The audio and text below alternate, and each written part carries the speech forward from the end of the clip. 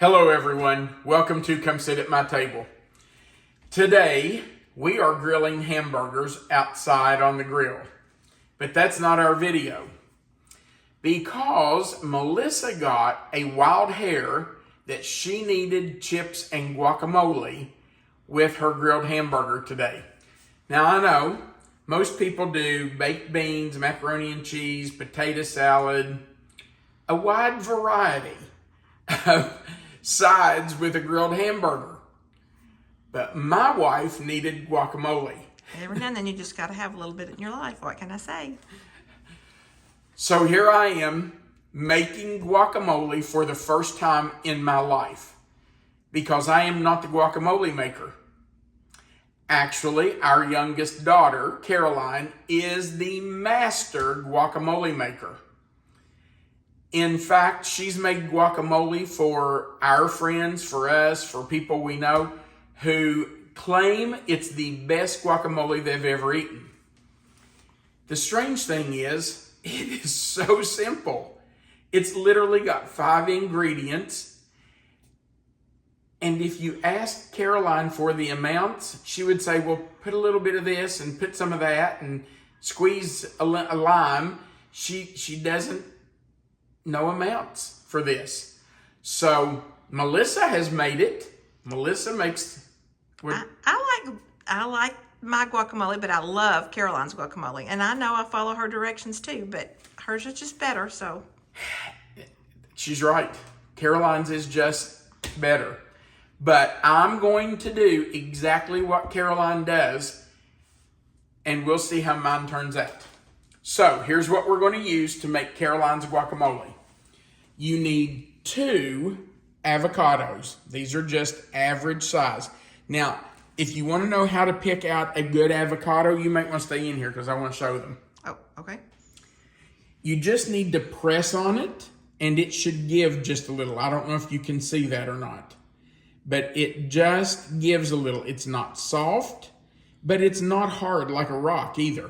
So you just need avocados that are a little soft.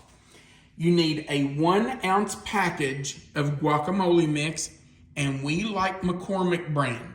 You can use Great Value or whatever brand you want to, but we really like the McCormick guacamole mix. Then you're going to use some red onion. Now, I am not a fan of red onion. I like Vidalia onions. I like sweet onions. I'm just not a fan of red onions. But you have to have red onion in guacamole. It's just not the same without a red onion. So, when we make guacamole, we use red onion. A little goes a long way. How much? Caroline would tell you 1/4 to 1/2 of a red onion diced fine. It's really to your taste. So since it's to my taste, I'm probably putting in 1/4 of it today. But we might go with 1/2. And then you need some grape tomatoes or cherry tomatoes that you have chopped up. Again, it's just to your taste, but about 1/2 cup. So we've already chopped up some. We're going to chop up a few more with you. And it's summertime, so I would imagine if you have fresh tomatoes, you could use those too. I'm sure you could use fresh tomatoes, but Caroline always uses grape tomatoes or cherry tomatoes. And the nice thing about these is you can get them year round. You cannot always find a good, or we can't always find a good ripe tomato. But we can always get pretty decent cherry tomatoes or grape tomatoes. So that might be why she always uses those. But yeah, if tomatoes are in season, I'm sure you could use a regular tomato. About 1/2 cup, 1/3 of a cup to 1/2 cup. And then the last thing you need is the juice of 1 lime. I asked Caroline if 1 was enough, and she said, well, that's what I normally put in. So that's what we're doing today, the juice of 1 lime. Now, you also are going to need something to eat it with. You can't just, well, I guess you could just eat it with a spoon. Absolutely. I do. Not me. But she eats it with a spoon. I have to have something to dip it with. So we've got some chips. You can just use your favorite chips. Okay. Dad is going to attempt to make his daughter's guacamole. Here we go. we're just going to cut our avocados in half. Go right around and cut those in half and twist them apart. And then just take your knife and hit your pit and kind of twist it, and it should pop out. Now, do not throw the pit away. That's going to be very important later. And I know what you're saying. You put that pit in your guacamole? No, but there is something you need to do with it. So hold on to that. Don't throw that pit away. You are going to need it. There is a trick that you can do with that pit to help your guacamole. All right, let's twist it, and we're going to take that pit out. Now, you know what I should have done? Should have cut up my onion and my tomatoes first. I'm going to finish cutting up my tomatoes and cut up that onion because I want to do this before I start mashing that avocado. And they do turn brown quickly, so. They turn brown quickly, so I really should have done this first. Should have had this already, but that's okay. I'm just cutting these in quarters and then cutting that in half, so you end up with eighths. But now, if you've got small tomatoes, you can just do quarters. That will be fine. Okay, so we've got our tomato.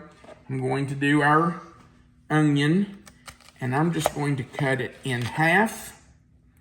And then I think I'm just going to cut that half in half because I'm afraid half of it will be too much, and we can always put more in, right? Absolutely. I'm going to use this knife. I'm just going to slice this.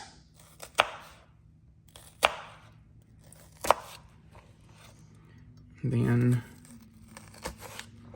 I'm going to slice it very fine this direction because we don't want huge chunks of onion in our guacamole. We want it fine.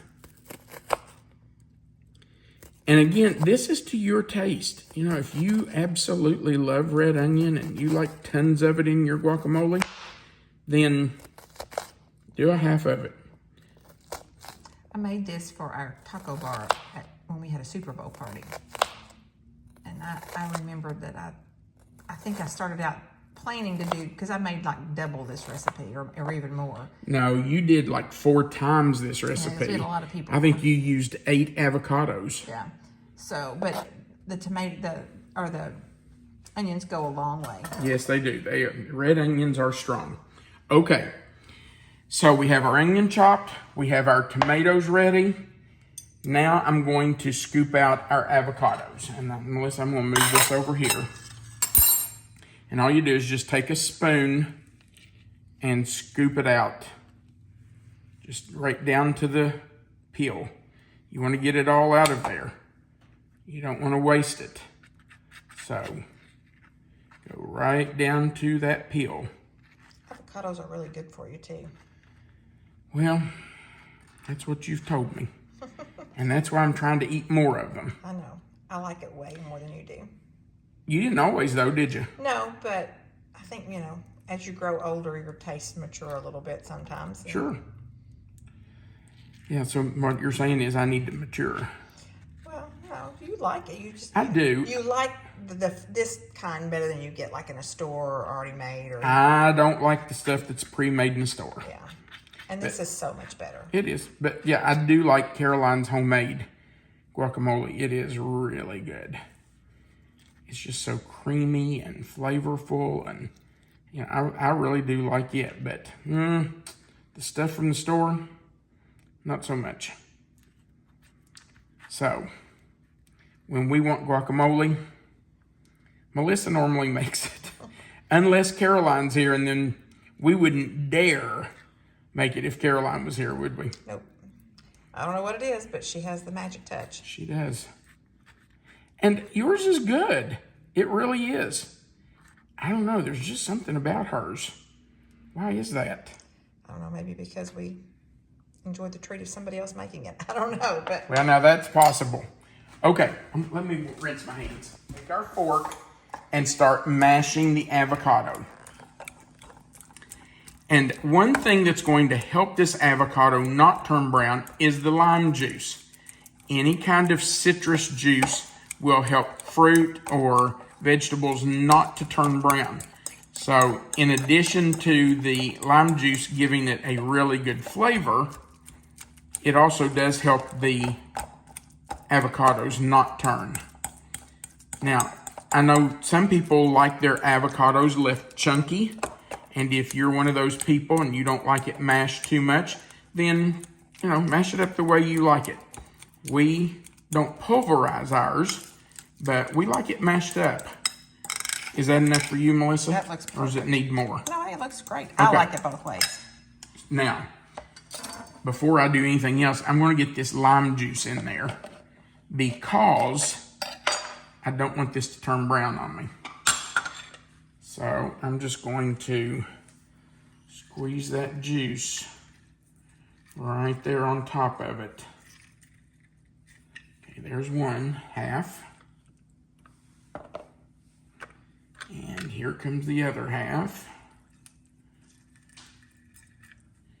And we will stir that in. Okay. Now we are going to, well, let's stir that in first. Just to keep that from turning, maybe. And now we need to put in our guacamole packet. These are nice spices. Yes, they really are. And it's nice that they've got packets like this. It's already made up and you don't have to use several different spices to make your guacamole. Those prepared spices are really nice. Okay, so we have that in. And you just want to make sure it's mixed in well. Of course, it's going to mix in some more with your tomatoes. Should I use all these tomatoes? Let me half and see.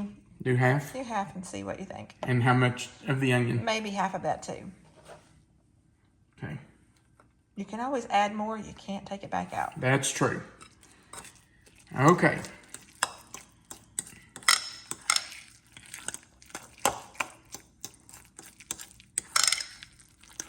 That's it. Oh, it looks so good. That's the whole thing. All right. Who wants the first bite of this? Oh, well, I'll volunteer and You'll suffer through. I'll suffer through. Take one for the team. That's me. You're such a good person. All right, babe. Thank there you. you go. You're not the only one getting one. I get it too. Oh, honey, that's delicious. You did a really good job with that. It's really good. I was really hoping you'd say, this is not nearly as good as mine. No, it's good. Because then I wouldn't have to do it again. Now I'm going to be stuck making guacamole. Yeah. That's really good. That's really good. Maybe one more. Yum. Just to make sure. Actually.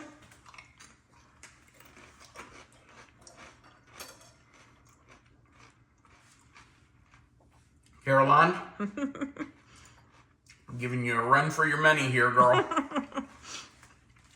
I might be the new master guacamole maker. That is really good, though. It is good. Okay. Nothing like making it fresh. You know that we're having grilled burgers with chips and guacamole today. Tell me what your favorite sides are when you have a grilled cheeseburger, hamburger. Go in the comments right below and just tell me what you like. You might give us some new ideas. Thank you for watching our video. I know this is a short one. Oh, you got to tell them what you're going to do with the pits. Oh, You forgot. Why did we save the pits?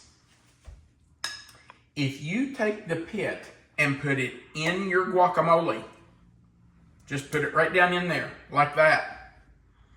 It supposedly keeps the guacamole from turning brown. even when you cover it with saran wrap or put it in a Tupperware type bowl and put it in the refrigerator, keeping the pit in there with it, for some reason, keeps it from turning brown. Now, there's another thing you can do too, and we've done this also. You can smooth out the top of it. I just take the back of a spoon and smooth it out, and then pour about 1/2 inch of water on top of it. The water will not soak into it. It doesn't make it soggy or, whatever. Just pour enough water on top that it covers your guacamole. Cover it with plastic wrap. Put it in your refrigerator, and that will keep it from turning brown also. And then when you get ready to serve it, just gently pour that water off. Stir up your guacamole. It's like fresh guacamole. You're making a barrier against the air. Right. It's keeping the air from hitting it and turning it brown. But I'm going to tell you, putting the pit in there, for some reason, helps it not to turn brown as fast. So save the pit, put them back in there. You can put a little water on top of it too if you want. But those two tricks will help your guacamole stay fresh. I have a feeling this is not going to be an issue for us today. Is it ever? I think we're going to probably eat it all. Well, occasionally, but not very often. I don't remember the last time we had guacamole left to put in the refrigerator, but okay. But those are two tricks you can try. Okay, thank you for watching our video. Right below this video, there's a thumbs up button. If you'd click that, that's the like button that just says you liked our video. We would appreciate you doing that. Also, if you haven't clicked the subscribe button, the little notification bell beside of it and the word all, we would appreciate you doing that too. That just subscribes you to our channel. Right below this video, you will see the title of this recipe. If you'll click where it says guacamole, it's probably going to say Caroline's guacamole. If you'll click that, that description box will expand. Melissa always puts the written recipe right there for you, and our contact information is right under that recipe. And then, of course, like I've already said, there is a place at the bottom for comments. Leave us a comment. Tell us how you make guacamole, if you do it different from this. I know there are people that put garlic in it. Some people put mayonnaise in it. We've seen people who put like 1/4 cup of mayonnaise. I've not done that. We haven't done that, have we? No, we always follow Caroline's recipe. Yeah, we've never done that, but I have seen people do that. I know people put onion powder and garlic powder and things in it. So tell us how you make guacamole if you do, or tell us what sides you eat with hamburgers and cheeseburgers. We'd just love to hear from you. Thanks again for watching. We hope you try this guacamole recipe, and if you want to, invite us over. Have a great day, and remember, you're always welcome to come sit at my table. See ya.